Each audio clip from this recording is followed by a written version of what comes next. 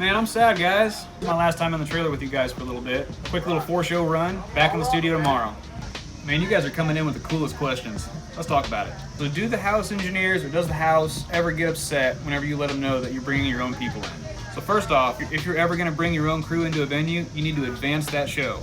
You need to get a hold of the venue and let them know that you've got people coming and have that conversation before you guys even come in the door. That's how all this happens out here. Before we even walk in the doors out here, that conversation's already been had. They know exactly what we're bringing in the venue. We've already got a copy of our stage plot, already got a copy of our input list. We've already talked to them and had long, extensive conversations about audio needs. Do they have everything we're gonna need? Are we gonna have to rent something to make that show happen? Is there anything extra we're gonna have to bring in on our end? So all that's already buttoned up. So by the time you walk in the venue, there's no weirdness and all that's already taken care of.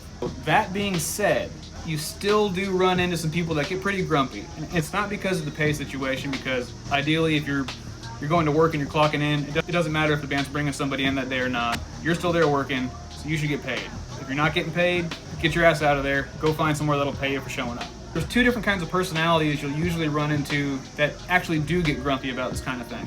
We'll start with the negative side. That's the guy who just, no matter what, no matter how good you are, no matter how far along on your journey you are, you could have a freaking country mixing Grammy. You walk in his venue, he's gonna be sitting there with his arms crossed. One of those I can do it better kind of guys, and if you would just let me mix my own rig, I'll show you. All I really gotta say to those kind of people is, sorry. The other kind of person you're gonna run into, this guy is gonna be the sleeper. So this is gonna be the person who, he's not visually upset, but you can kind of tell he's a little bit antsy. He might be a little bit over your shoulder. He might be asking you a lot of questions like, how are you treating your snare drum? How are you treating your vocal? Those are the sleepers. So those are the guys who know their room better than anybody else. And those are the guys who can mix the absolute shit out of those rooms. When I walk into a venue and I notice somebody's got that like little bit of antsiness to them, I'm very, very, very proud of what they do, but in a really humble, kind of chill, reserved way. Like you can tell this dude's got way more in his bag that he's letting out.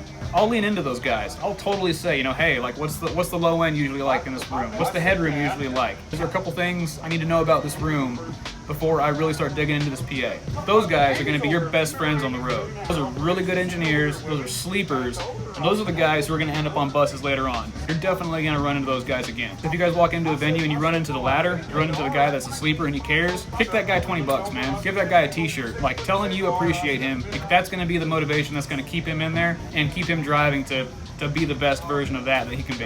Hope that answers your question. Thanks for watching, guys.